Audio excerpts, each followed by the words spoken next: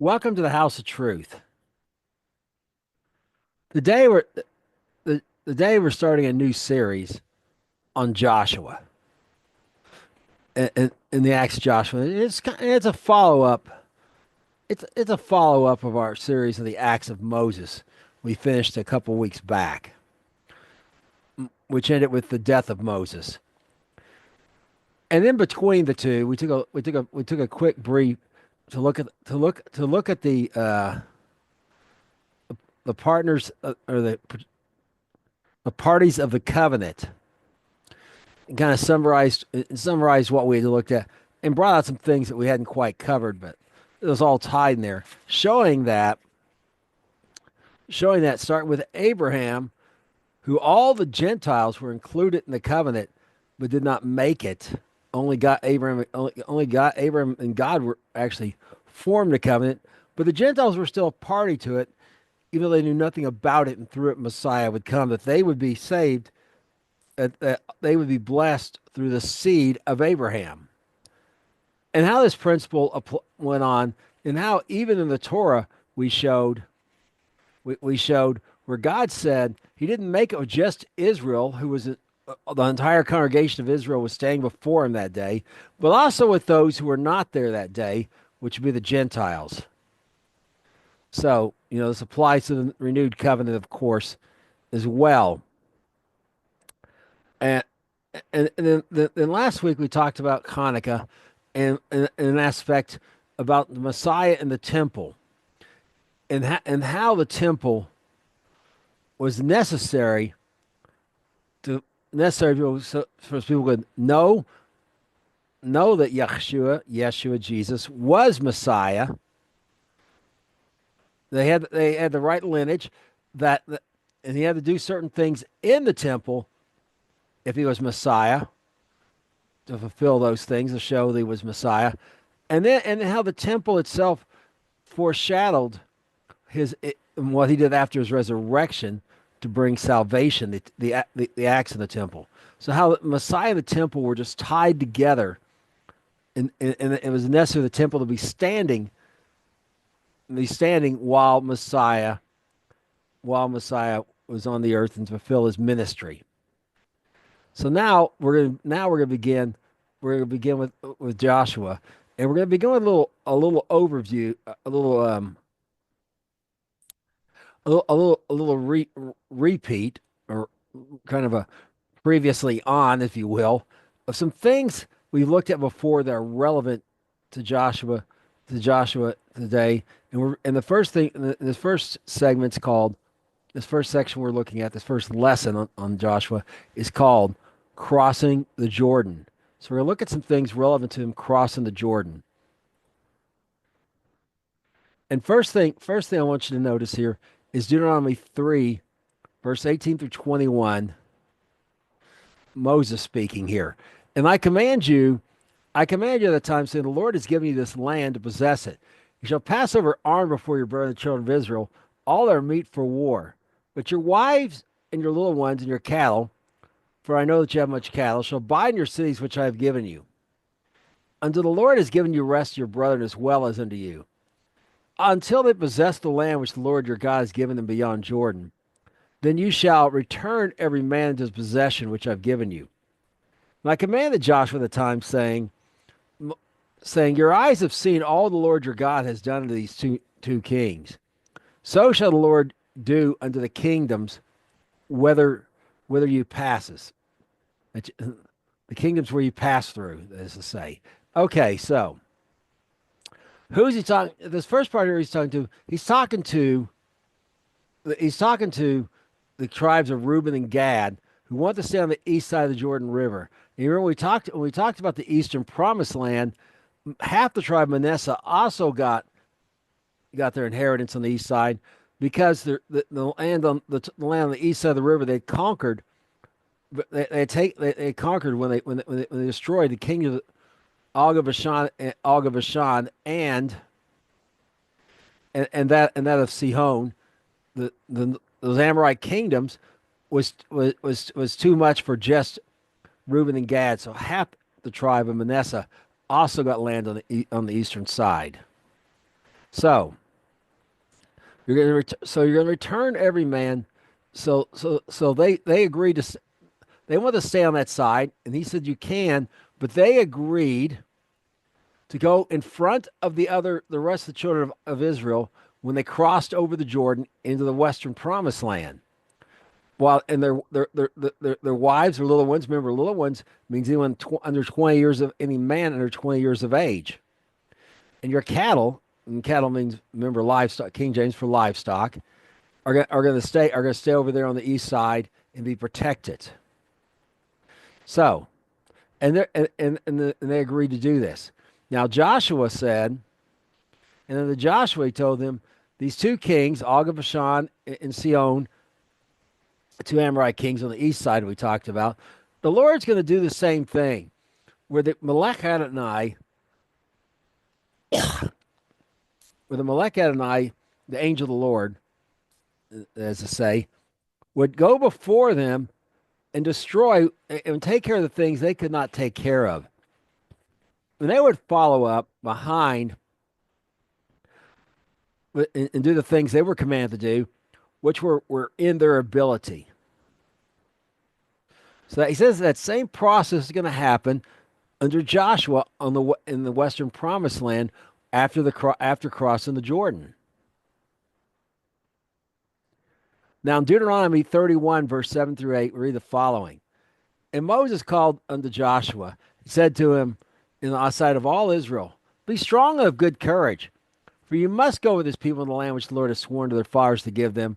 You shall cause them to inherit it. And the Lord, he it is that goes before you. He will be with you. He will not fail you, neither forsake you. Fear not, neither be dismayed.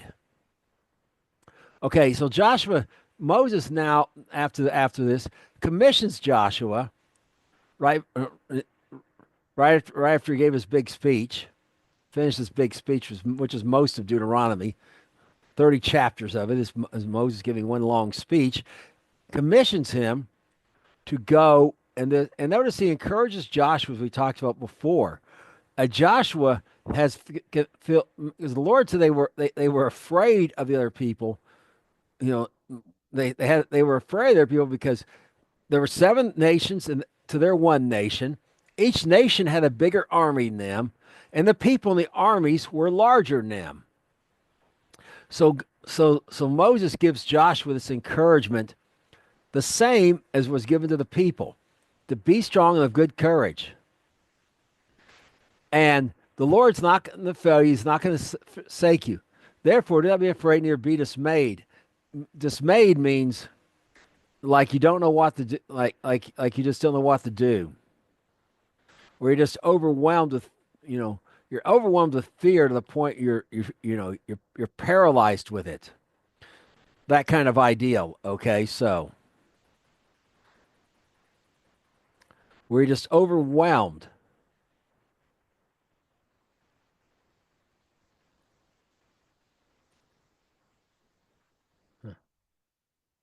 Okay, well, never mind. Okay. And the children of Israel wept for Moab on the plains of Moab 30 days. So the days of weeping. Now we end in Deuteronomy 34 verse 8 through 9, where Joshua is actually going to start leading the people, acting as the next judge following Moses. Here's what we read. And the children of Israel wept for Moses in the plains of Moab for 30 days. So the days of weeping and mourning for Moses were ended. And Joshua, son of Nun, was full of the spirit of wisdom, for Moses laid his hands upon him. And the children of Israel hearkened unto him and did as the Lord commanded Moses. Okay, so notice this transferring of this being full of the spirit of wisdom. He already had the Holy Spirit before. We'd seen that it was on him and so on and so forth. But now he's full of the Holy Spirit, okay? The spirit of wisdom is the Ruach HaKodesh, the Holy Spirit. So, Joshua, Joshua's going there with the guiding of the Spirit, with the wisdom of the Spirit to know what to do.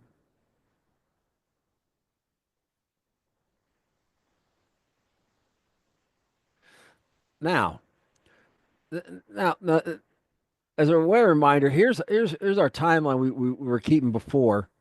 when he talks about the patriarchs and before the patriarchs, and the time of Joseph, the time of Joseph was 1259.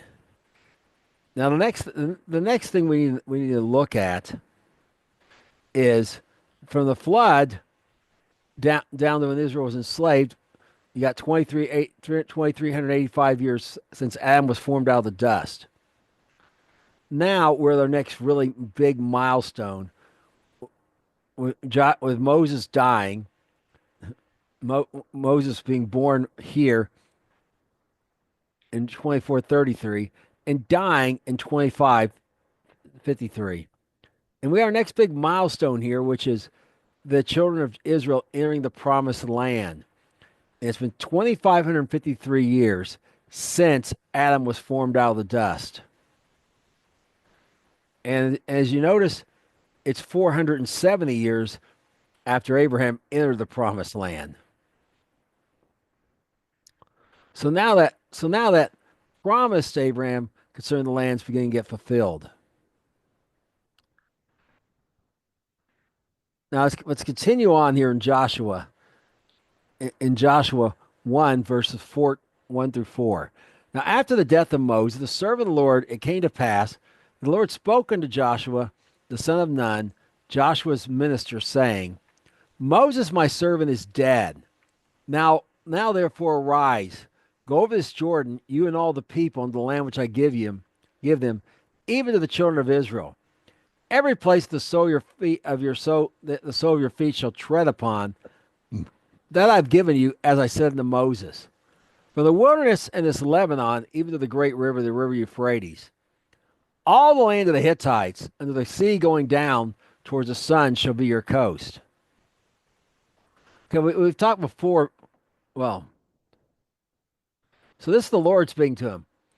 And stating the obvious, he's dead. Well, Joshua already knows this, but now he's telling Joshua that morning's over.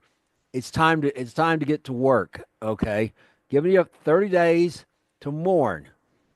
American people get like three if it's their, if it's their, might get three if it's their wife or something. So God's giving them 30 days of bereavement here. But now it's time to quit mourning and get back to work. So now he tells him, he commissions him again, as Moses does, remind him what his job is. And every place your feet shall tread upon that I've given unto you. Okay, so they're to go in there. And notice, that's why they were not the step, they were, okay, that's enough of that. Never mind. Forget about that. Anyway,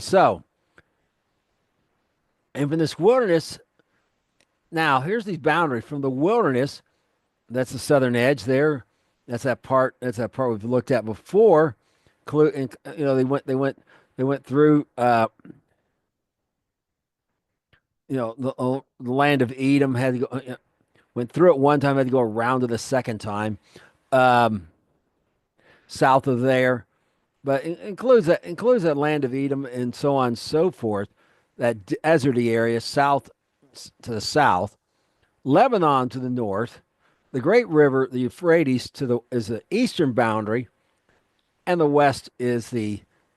western boundary is the Mediterranean Sea. So we're talking about, and we talked before about Hamath, the entering of Hamath. Homs here, this province Homs is in modern day Syria, is actually called Hamath still, and the boundaries right along here, as it says, along this mountain here.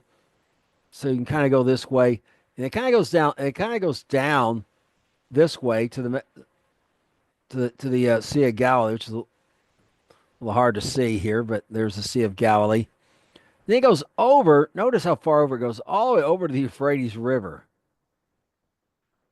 It goes down and it goes and then goes down the Euphrates River, not down the way down to where Babylon was, but down here to about the top of the Dead Sea here. So, so today we're talking about, we're talking about parts. We're talking about a significant part of Syria, say its whole southern third, kind of there where the Euphrates River crossed the Syrian border. Well, actually, it's not really. I'm sorry, because it goes down here and then cuts across. But still, we're talking about it's going to have part of what's Syria today, pretty much all of Lebanon. It's pretty much going to be all of Lebanon today, well, modern Lebanon today. And some of those cities we saw weren't done. It's a little. It seems from their text that Damascus is just outside. So it's just going like right past Damascus, perhaps over here and back. And notice how large this area is. Okay, I mean it's going to cover a good part of northern Jordan, this the southern part here of and a good sized chunk of Iraq. Also, maybe a little bit of Saudi Arabia right here as well. And there's the Dead Sea. So it's a fairly good. It's compared to modern Israel, this part way over here is actually much bigger than that. Now, here's the Mediterranean Sea down here, and remember, Al Aqaba has it here, Aqaba, which the day is which is the day that's the road, which the day is a port there at the southern end of Israel. But back then, remember this belonged to Edom or Esau originally. Okay, a lot. That's the word. It's really just a little further down here. There's a river here, so it's kind of here's the wilderness it's referring to on the southern end. Goes up to the Dead Sea and goes around. Now this wilderness is probably expanded. This is the Syrian desert today. It's probably expanded since ancient times, like the Sahara Desert that was 1/4 of the size it is today in Roman times. It's mostly Sahara forest, but through a process of clearing trees to make land for goats, scrub land for goats, and then clear it. And when the goats overate, when it was overgrazed, grass and the sheep overgrazed that, and it became desert. It's called desertification, the process, and mostly Arabs and North Africans did this. They made the Sahara Desert 4 times as large as it was in the time of Messiah. So this part here was probably not all desert back when it was given, but it gives you an idea how much bigger it is. I was, I didn't have a map. I didn't have this good map here before. I've not measured it yet, but I said 6 times the size, about the size of Louisiana, but maybe more like 10 times the size of modern Israel today. So it's pretty significant amount of land here we're talking about. So that's where Josh was supposed to be taking, conquering all that. Well, as we go along, we'll see how much of it he gets done. Now we continue on in Joshua 1:5 through 6 and read the following: There shall not be able to stand before you all the days of your life, as I was with Moses, so I shall be with you. I will be with you. I will not leave you nor forsake you. Be strong and of good courage, for this people shall divide the inheritance for the land which I swear unto their fathers to give them. Okay, so notice how the Lord next after telling Joshua what his job was, gives him the exact same courage that Moses gave him. As the Lord is with Moses, I will be with you. I will not fail you nor forsake you. And in the renewed covenant, the Brit Chadashah, it says, I will never leave you nor forsake you. Okay, what's true for them is true for us. Be good courage, be strong and of good courage. Okay, encouraging the leader once again, strengthening him not to be, because the natural instinct is to be afraid. It's like if you saw a lion out in the wild or grizzly bear here in North America, your natural instinct isn't run over and pet it. You know, if you're an adult and understand anything, it's try not to move, back off slowly, or just whatever. Get to shelter, get in your car, drive away, that kind of thing. So the natural inclination is not to go attack it, particularly whenever maybe all you have is a stick. So So he's got to have this encouragement still needed. But why? But what? But it gives him a reason why.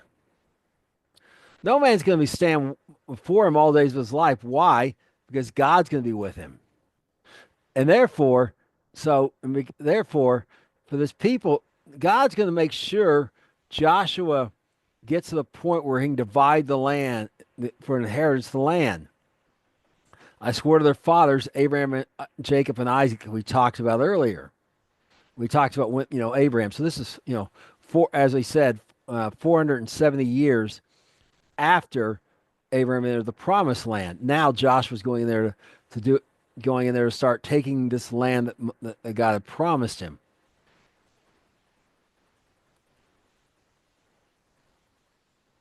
Now, as we continue on Joshua 1, verse 7 through 9, we read some more encouragement from the Lord. And the secret to the strength and courage. And here's what we read: Be only be strong and very courageous, and observe to do all according to the law, which the Lord which Moses my servant commanded you. Turn not to it from the right hand or the left, that you may prosper whithersoever you go. The book of the law shall not depart out of your mouth.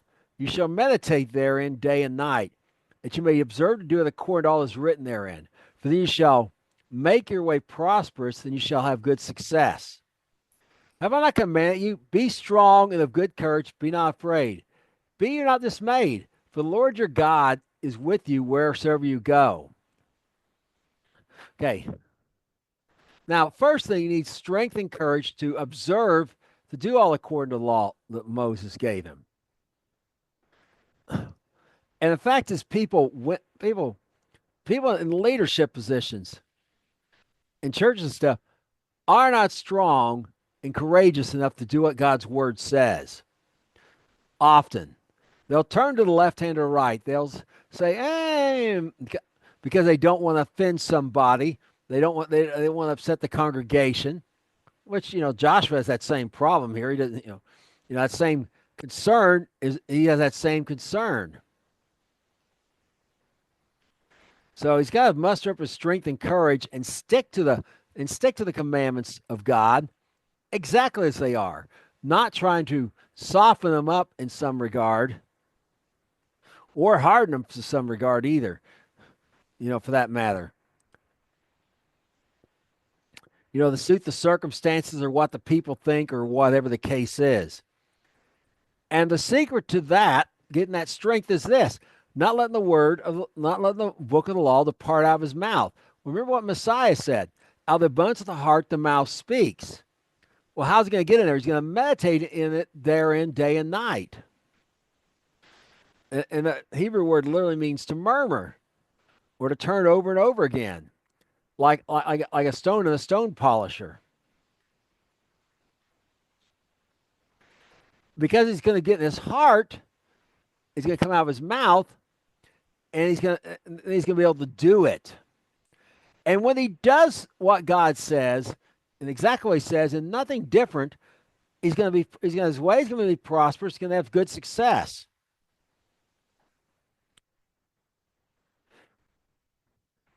So, and again, reminds him, I'll be with you. Don't be afraid. Because he's going to be with him wherever he goes. So the secret to success with God, and God going before us and taking care of the things we cannot take care of ourselves, is not departing from his instructions to the left or the right. That means don't modify them in the least. Don't be sitting there going, oh, well, quote unquote, spiritualizing things he said that are obviously literal. Or having a quote, nuanced understanding that allows homosexual, that says, well, God made homosexuals the way they are, and that's, and he loves them as they are. Nope, that's not what his word says at all. It's true, he loved us while we were yet sinners, but it's not true. He made them that way. nor does he accept them as they are as long as they continue to be that way. You need a so if you're gonna, anyone's going to teach or preach the word of God, has to have a backbone, and they get that by clinging to the word of God and refusing to depart. And the more they do that, it's a habit. The more stronger their backbone will become.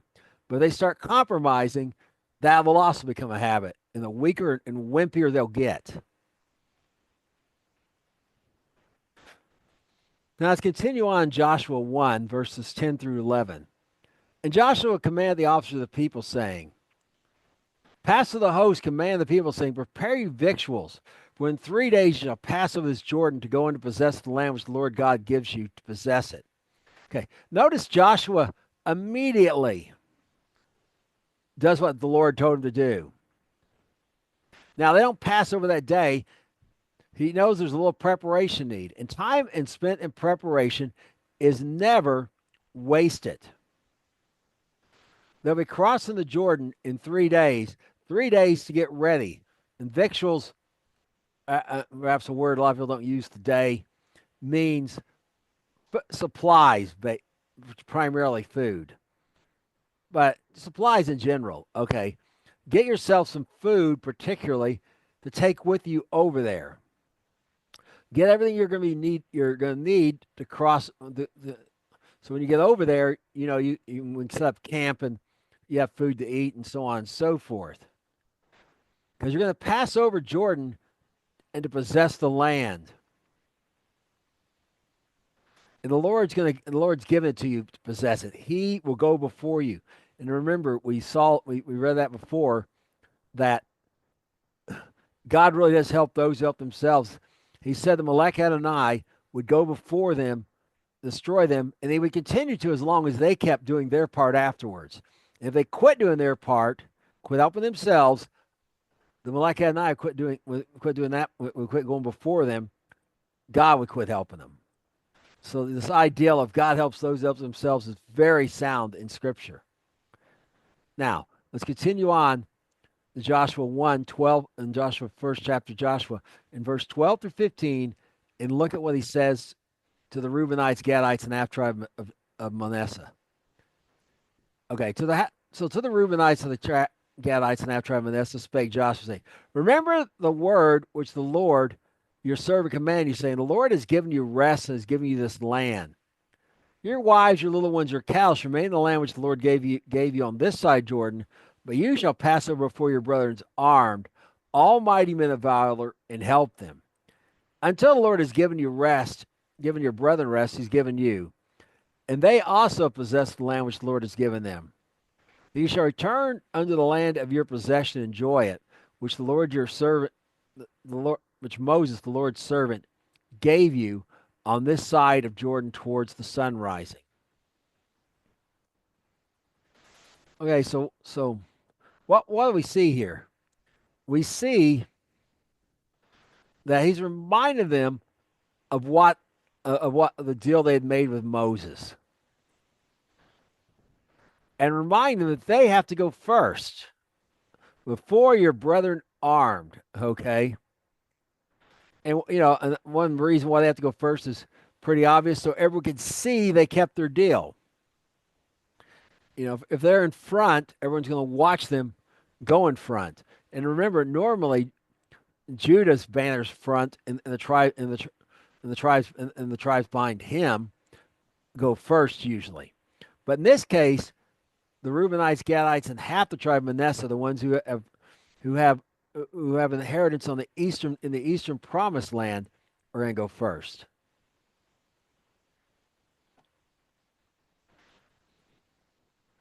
Now, we're looking at their response, and Joshua reminds them in Joshua 1, verse 16 through 18. And they answered Joshua, saying, All you command us we will do, and wheresoever you send us we will go. According as we hearken to Moses in all things, so hearken to you. Only the Lord your God be with you as he was with Moses. Whosoever he that rebels against your commandments, will hearken unto your words, and all that you commands them, he shall be put to death. Only be strong and of good courage. Okay, so they promised to do this. Now, according to hearken to Moses, so will hearken unto you. And I heard that those Joshua been like, because I thought about how well they listened to Moses, how they rebelled constantly. I've been like, no, they need to do better than they did with Moses, to be quite honest. Which is what they're promising to do, really. The Lord God be with you as he was with Moses. They recognize the Lord God is the key to the whole thing. And notice, if anyone will not obey Joshua, will be put to death. Yahshua. Well, it's the same. Yahshua is Joshua's name in Hebrew. It's also the name of Messiah in Hebrew. It's the same thing. It's the same thing. We love him, we obey him. You know, he demand. It's there is no I love him, but I'm not going to obey him. And if we don't obey, so if we don't love him, we're gonna suffer eternal death. The same principles here. Okay, so there, therefore, notice they give that same encouragement God gave: be strong and of good courage. But again, there was maybe a little trepidation for Joshua, in doing this because the people may pushed back. But in this case, they're like, nope. Not only is God with you, we're with you as well, and that's very important. A leader can do everything God said. If the people aren't with him, you know, aren't with him, as often happened with Moses, they're not going to they're not going to achieve the success God wants because the people weren't with Moses. They did, Moses ultimately didn't enter the promised land, but they certainly didn't. God could not do for that previous generation what he wanted to because they were not with the leader that God had given to obey him in everything as these people have promised. Now, before they go across for the crossing the Jordan, Joshua knows some reconnaissance needs to be done. So let's see. We'll read about this reconnaissance mission right now. And Joshua the son of Nun sent out, really new in Hebrew, but it's okay. Sent out to Shittim 2 men who spy secretly, saying, "Go view the land, even Jericho." And they went and came into the harlot's house named Rachab and stationed there. And it was told the king of Jericho, saying, "Behold, behold, there came men into here tonight for the children tonight of the children of Israel to search out the country." And the king of Jericho sent to Rachab and said, "Bring forth the men that are come to you into your house, for they become to search out all the country." The woman took the men and hid them and said, "Thus came the men to me, but I knew not where but I knew not from where they were." And it came to pass the time of shutting the gate, when it was dark, the men went out. Where the men went, I know not. Pursue after them quickly, for you shall overtake them. Okay, so Joshua decides to start with some reconnaissance, look around, get an idea what's around the land, that kind of thing. And in military, that's generally pretty. It's generally a really good idea.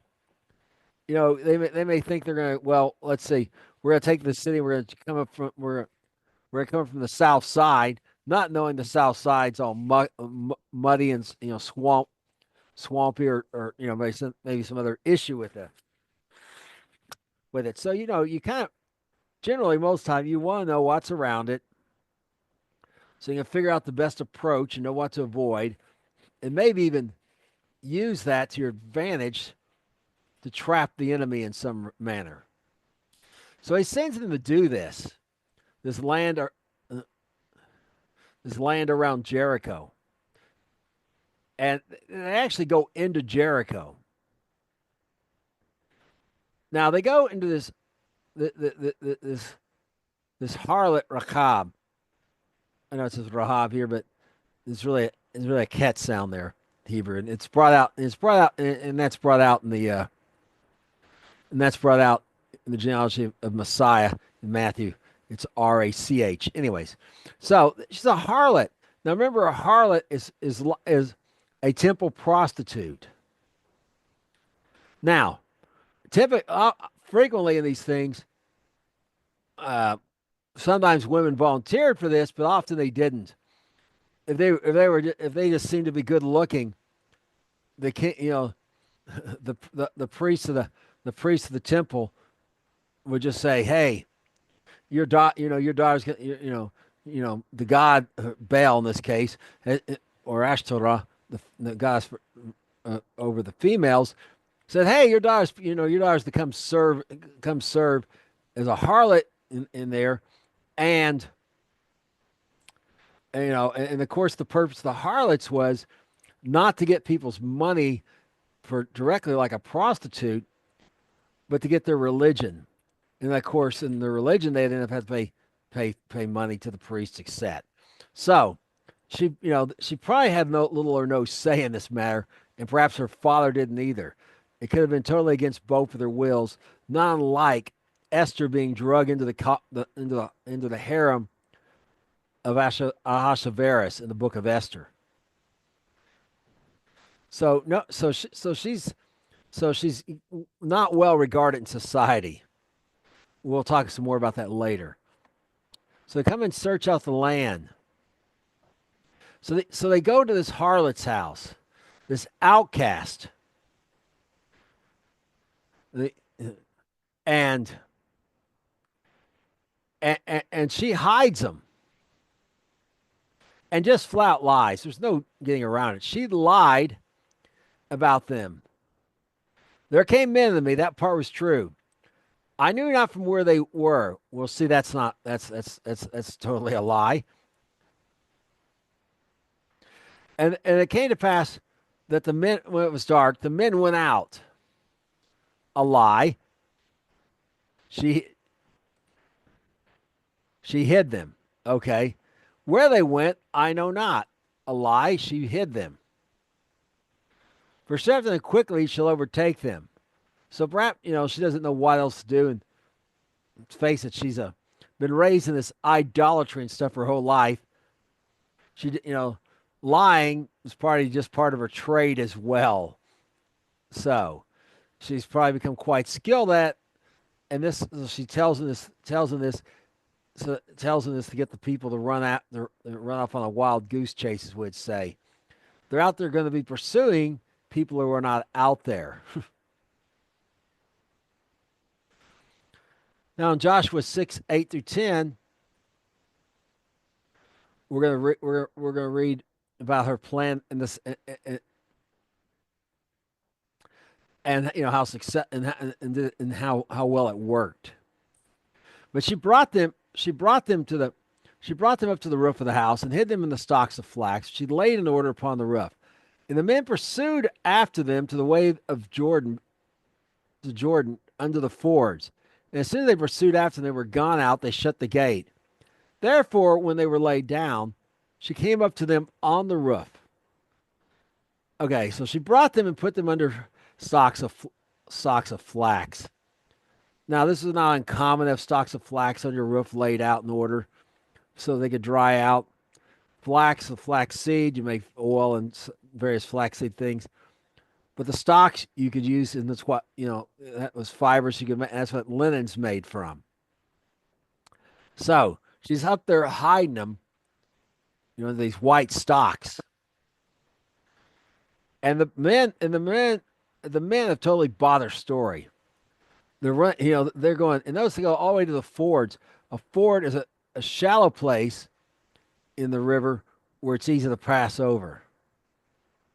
But they don't want to pass over the fords as well. Then they'll be over there where they know the Israelites are at, and perhaps other enemies as well.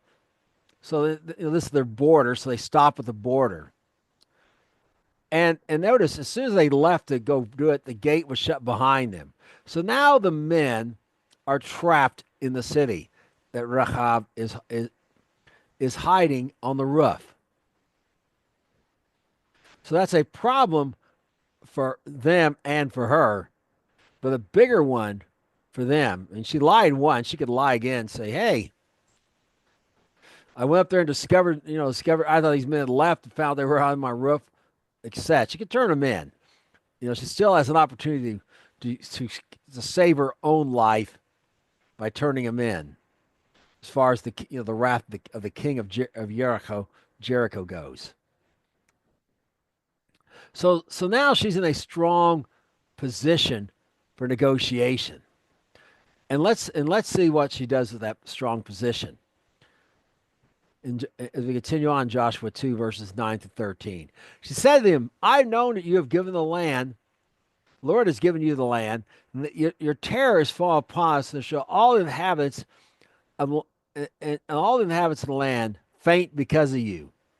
We heard how the Lord dried up the water of the Red Sea for you when you came out of Egypt, and what you did under the two kings of the Amorites on their side of Jordan, Sihon and Og, whom you utterly destroyed.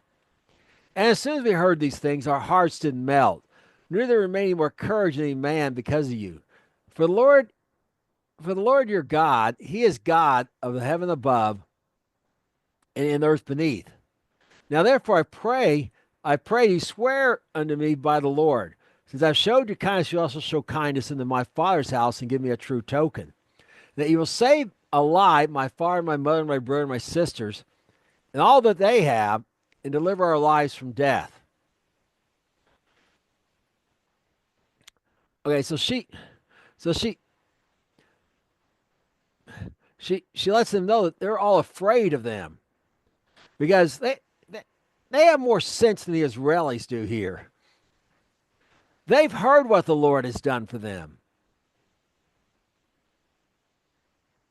And it's caused them and it causes her to recognize that God is God above and earth beneath. She recognizes worshiping these idols, that she's been a harlot, and harlot, and drawing people into that worship, like we saw with Baal Peor. That same sort of activity is worthless because she's seen what God has done for Israel. Yet Israel rebels against him again, time and time again, and wants to draw their way, and subject to being drawn after the idols,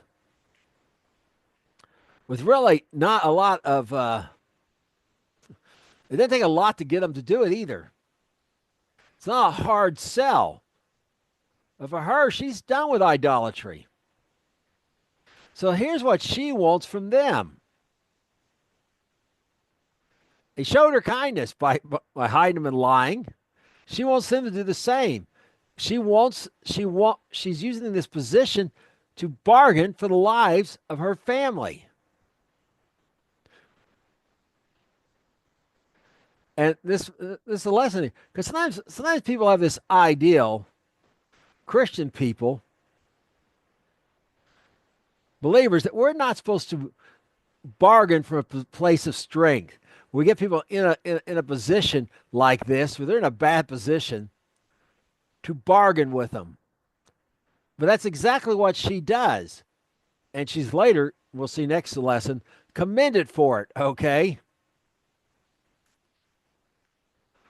God, if people are in a position like that, God's placed them in that position to give us something they otherwise would not give us.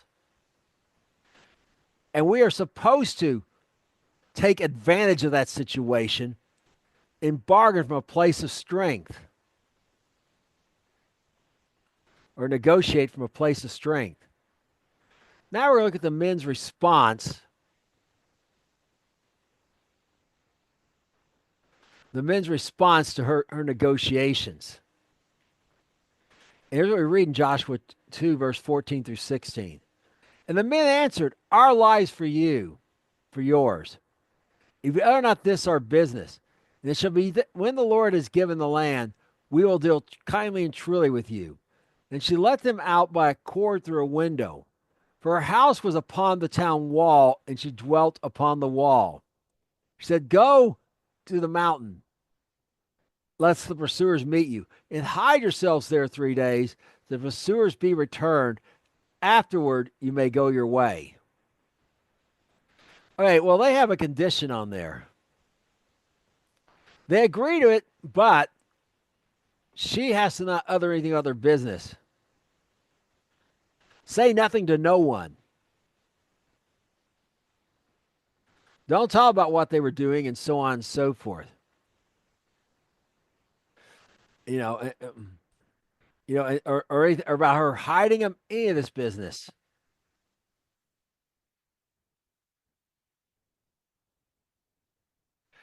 And they accept it. And notice this term, our life for yours.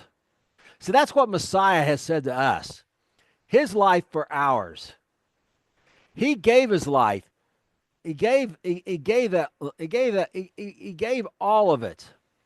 He will say, giving him all, giving him all is way too much, but it's what he gave for us. We were bought with a price, and we are not our own. It was his life for ours. He's done his part. He gave his life. Now we have to give him ours. That that is the only condition. That he demands justly total surrender for us to do unto him as he's done unto us.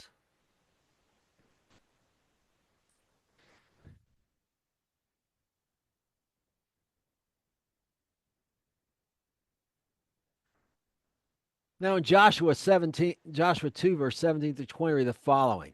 The men said to her, we'll be blameless. They got a little more conditions for they actually leave. They're expounding upon the condition there. The negotiations are continuing right up till they actually leave. And here's what we said: she's got the cord down, but before they go down that cord, they got a little bit more negotiating they want to do here, or clarification really of what they've already agreed to. The men said, "We'll be blameless of your oath which you've made us swear. Behold, when we come in the land, you shall bind this line of scarlet thread in the window, which you did let us down by. Shall bring your father and your mother and all your father's household home unto thee. And behold, whatsoever goes out the door of your house in the street, his blood shall be in his head, and we will be guiltless. And whosoever shall be with you in this house, his blood will be on our head if any hand be laid upon him. And if you utter our business, we are quit of our oath which you've made us to swear." Okay, I want to draw your attention to something I mentioned a moment ago. It's mentioned there again, but her house is on the town wall. In the case of an invasion, if people came in and invaded, perhaps with grappling hooks or whatever, could get up there somehow, the people on the edge are the first to go. Okay, they're the first to be killed or captured. All right, and, or being a woman, probably raped. The safest place is generally in the city, in the center, and where there's maybe multiple exits set. This shows that putting her out there, almost an outcast. An outcast will literally be outside the walls, but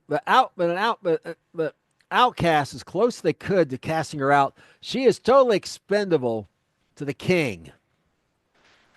The harlot is looked down upon, totally expendable. Just round up some more. One's as good as another.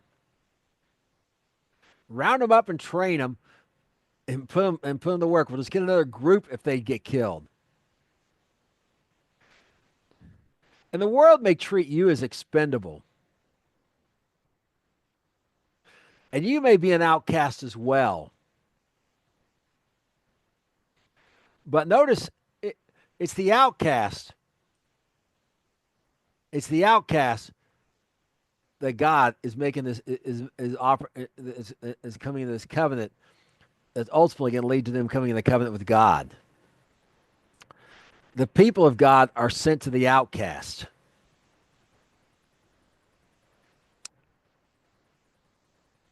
So now she's made this. They tell her, "All right, you got to put this rope on so we can identify it. You got to bring everyone in.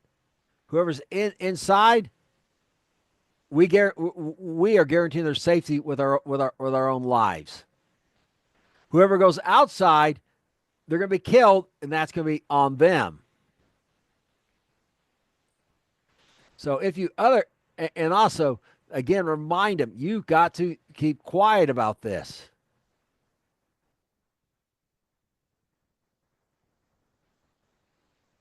Now, that scarlet thread, bind this line of a scarlet thread. The scar, a streams of scarlet, threads of scarlet, blood red, ran when Messiah delivered us.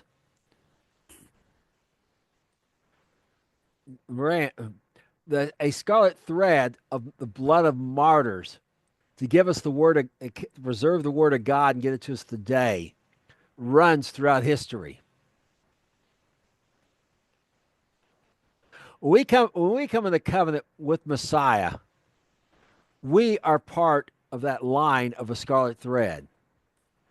That scarlet thread is about us being under the protection of Messiah and about us staying in the house being defined by obeying him, defined by remember his words. If you hear my words and don't put them into action, you're a foolish man, the house on the sand. If you hear them and put them into action, you're wise, the house on the rock.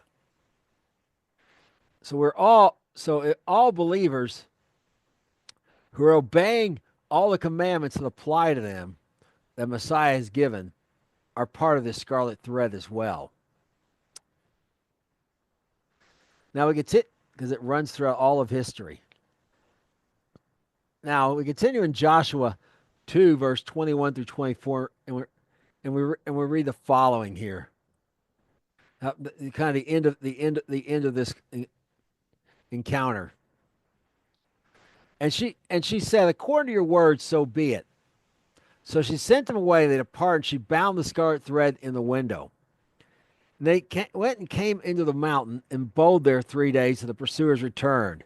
The pursuers besought them throughout all the way and found them not. So the two men returned, descended from the mountain, and passed over and came before Joshua son of Nun and told him all things that befell them. They said to Joshua, truly the Lord has delivered into our hands all the land. Even all the inhabitants of the country do faint because of us. Okay, remember Joshua and them have been dealing with fear on their side. God's been having to encourage them. And really, the enemy's afraid of them. And I found this is often true. I've known believers who are afraid of someone because they're involved in the occult or witchcraft or whatever. But I can tell you from experience, they're more afraid of you than you are of them. They just want the bluff. The best they'll do is try to get the bluff on you. Greater is he that's in you than he that's in the world. They have no power over you.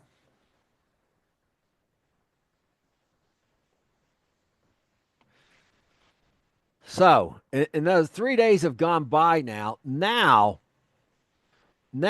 that's everyone should have everything prepared for crossing the Jordan.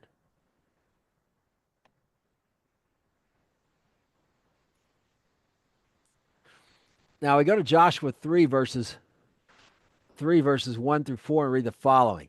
And Joshua rose up in the morning, and they removed from Shittim and came to Jordan, he and all the children of Israel, and lodged there before they passed over.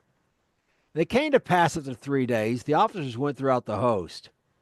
And they commanded the children, saying, people saying, when you see the ark of the covenant and the priests and the Levites bearing it, you shall remove from your place and go after it. There shall be space between you and it, about 2,000 cubits measure. Come not near it, that you may know by the way which you must go, for you have not passed this way heretofore, up to now, that is to say. So here's what Joshua. So notice, next day gets up early, they move, and they're just on the east side of the Jordan River. And notice they wait there 3 days, waiting to hear what the Lord has to say. And you'll see this. And notice he sends them, and this way he tells them they have to keep 2 cubits. That is 2,000 cubits. I'm sorry. That is about a kilometer or 5/8 of a mile. It's going to go first. And we'll see to a point. And we'll see. We'll see how this works out. But it's going to go first. Okay. And everyone else got to hang back from this thing. But except for the priests who are carrying it, or everyone. It's not the Levites, the priests, the Levites. Okay, and the Levite. Everyone else has to hang back from this thing 5/8. I mean, 5/8 of a mile or a kilometer. Your metric, and it's going to show them the way to go. They've never been there before, and so that's the way it is. Remember, the ark, the Ruach Hakodesh was between the room of the cherubim, the cherubs. Some people may say. Okay, so the Holy Spirit will show you. You have to stay back and listen, and let the Spirit lead you, because the Spirit is going to lead you to places you've never been before, and you're not going to know the right way to go. And it's the same with them, with the ark, where the Spirit again is dwelling between the wings of the cherubim, or the cherubs, if you prefer that word, or cherubim. Some will say some. Okay, in some places.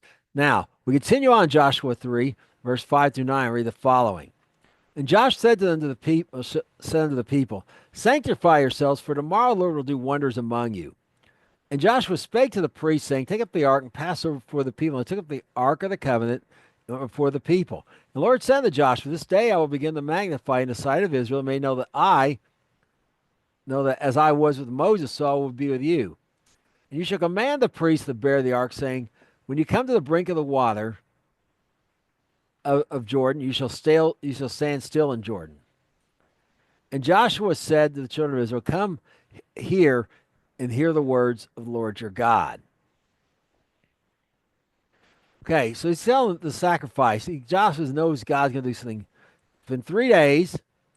Joshua's been seeking the Lord, and he knows God's going to do something big.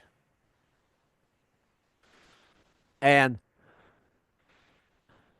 so now they're going to go, and they're going before the people. He's already told the priests, get moving. Now, the Lord has told him, I'm going to magnify you after the priests are moving. See, after God didn't give him Joshua the next piece of instructions till he does the step he already told him to do. Now you're going to stand still in the Jordan. Now he's going to have to relay that to them. And he's going to pass it on to the rest of the congregation besides the priest. So remember, they're hanging back 5/8 of a mile. Joshua can go back and forth, of course, because he's the judge. Remember, the judge can be in the temple except. Now, in Joshua 3, verse 10 through 13, read the following. Joshua said, hereby you know the living God is among you, and he will not fail drive out from before you the Canaanites, the Hittites, and the Hivites, and the Perizzites, and the Girgashites, and the Amorites, and the Jebusites. Behold, the ark of the Lord, of the covenant of the Lord of all the earth passed before you into Jordan. Now therefore take you 12 men out of the tribes of Israel, a man of every tribe. And it shall come to pass, as soon as the soles of the feet of the priests that bear the ark of the Lord of all the earth, shall rest in the waters of Jordan, that the waters of Jordan should be cut off from the waters that come down from above, and they shall stand up upon a heap. Okay, so he's telling him, so you know that God's with you, not just and no, he's with me and he's with you. When God's going to do this great thing, as soon as they touch the water, it's going to stand up like an invisible dam. So the water downstream, of course, is going to flow down. No water is going to come upstream. It's going to keep stacking up like there's again an invisible dam there that's going to block it from flowing downstream. And you're going to take out 12 men of one of every tribe of man.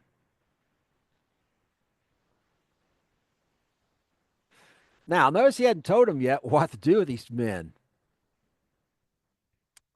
So, again, instructions, get an instruction given. When it's fulfilled, then the next instruction. And this is the way God operates. He doesn't give you the whole plan, the whole roadmap from beginning to end. He only gives you one step at a time, usually. And he doesn't give you the next one until you fulfill the one he just gave, the one he's already given you. So this pattern continues here as we read in Joshua 3, verses 14 through 17. They came to pass when the people removed from their tents to pass over Jordan, the priests bearing the ark of the covenant before the people. And as they that bare the ark of the covenant were come unto Jordan, and the feet of the priests that bear the ark were dipped in the brim of the water, for Jordan overflows all its banks all the time of the harvest.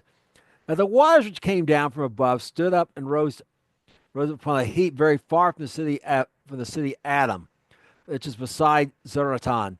And those that came down toward the sea of the plain, even the salt sea, failed, were cut off, and the people passed right over against Jericho. And the priests that bare the ark of the covenant stood firm on dry ground in the midst of Jordan.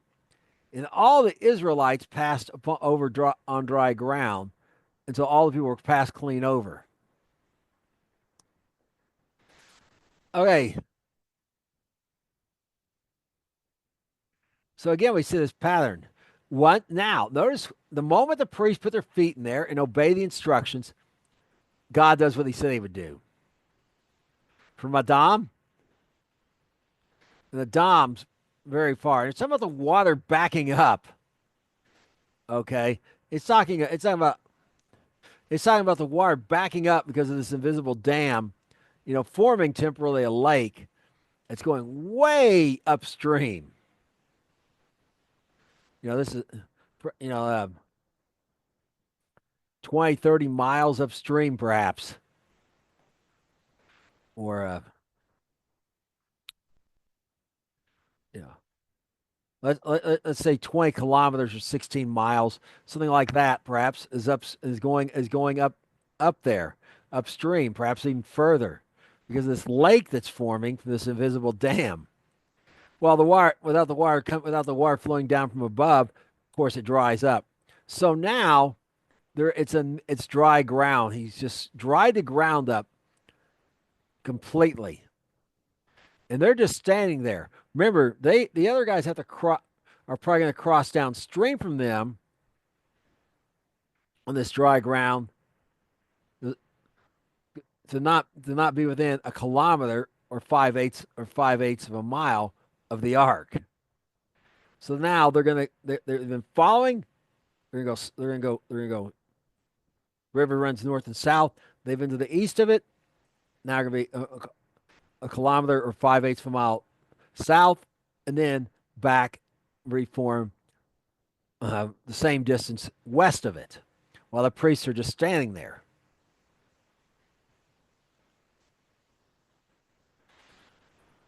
Okay, now we continue on Joshua 4 through Joshua 4 1 through 6, and we read what happens next after the priests have done their part, because they're not the only ones that have a part to do.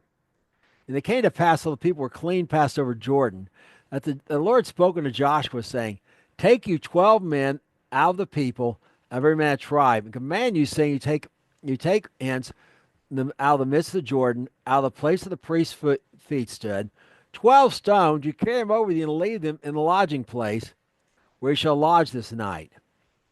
Then Joshua called 12 men whom he had prepared for the children of the children of Israel, out of every tribe a man. And Joshua said, "Pass over before the ark of the Lord your God in the midst of Jordan, and take you up every man a stone on his shoulders, according to the numbers of the tribes of Israel." That this may be a sign among you that when your children ask their fathers in time to come, saying, "What do you mean by these stones?" Okay, so he's setting up this whole pillar so people will ask a question. And as God tells them to take them out, well, they've already been prepared. The leaders of each of these tribes are supposed to pick a man. Okay, so that was their part, not knowing what that man was going to do. Now they're gonna get 12 stones, and those are large stones. They're gonna put them up on their shoulders. Okay, so these are big, strong men without doubt who can carry this, and they got carried all the way to where they're gonna camp tonight.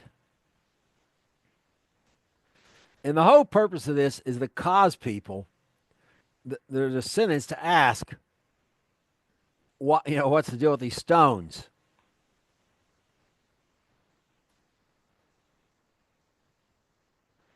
And we read here in Joshua, we continue on Joshua 4, verse 7 through 10, read the following.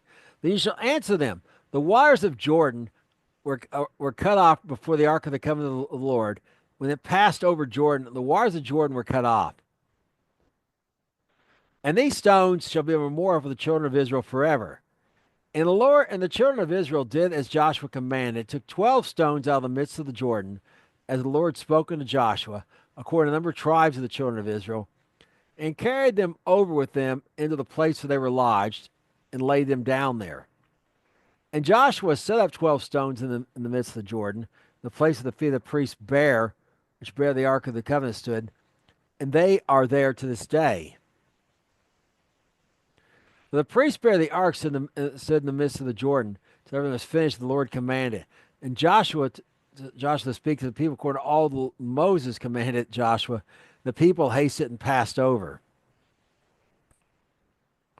So okay, so now they get the 12 stones like they're supposed to be a memorial.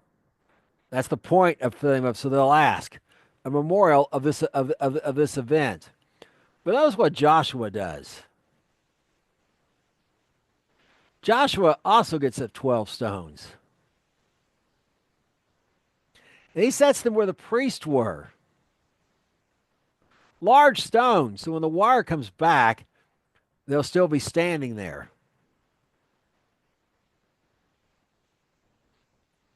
And this was just his ideal, everything the Lord commanded. Perhaps he didn't get this step till this occurred. So there's a hidden memorial in the river itself, okay? Of this is where the priests were. And again, notice Joshua can go right up there near where the ark was, just like Moses could, because he's the judge.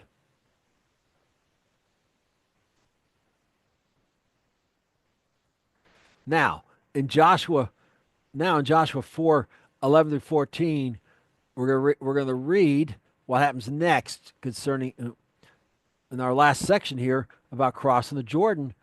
What about these? What about what else is going to happen? What else is how this? What else has happened here in this crossing that's so important? And it came to pass, so the people were clean over that the ark of the covenant passed over the priests and the spreads of the children, the people, and all the children of Reuben and the children of Gad, and the half tribe of Manasseh passed over armed before the children of Israel as Moses spoke to them. About 40,000 prepared for war passed before the Lord into battle to the plains of Jericho. On that day, Joshua magnified it. The Lord magnified Yahshua, and all on the side of all Israel, and they feared him as they feared Moses all the days of his life. Okay, well, hopefully, you know, again, I'd want them to fear me more than they feared Moses because their record with Moses of their previous generation was very spotty, to say the least. So now notice that they passed over armed before everyone else, showing they were showing good faith and showing everyone knew that they were doing what they promised to do this way. So there's no question, no doubt. Okay.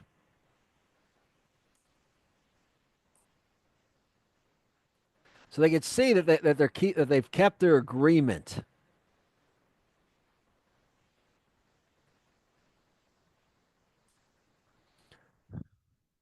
Now we could now as they set up camp, we read the following occurs next. Lord spoke unto Joshua, saying, "Command the priests that bear the ark of the testimony. They come up out of Jordan. Joshua therefore commanded the priests, saying, Come ye up out of Jordan. And it came to pass when the priests that bear the ark of the covenant were come out of the midst of Jordan, and the soles of the priests' feet were lifted up on the dry land, that the waters of the Jordan returned to their place and flowed over all its banks as it did before. And the people came up out of Jordan on the 10th day of the first month, and they camped at Gilgal on the east border of Jericho. Jericho. Okay. And these 12 stones they took out of Jordan did Joshua pitch in Gilgal. Okay, so now he set 12 in the middle of the river. And notice how the Lord again gives him the next step after he's completed the last one. And now the priest, and then he gives it to the pass on to the priest. And they flowed over their banks before as they did before. Now I didn't mention this a minute earlier ago, but they're overflowing their banks. And if I remember right, it says all the way before, all during the harvest, all the harvest time.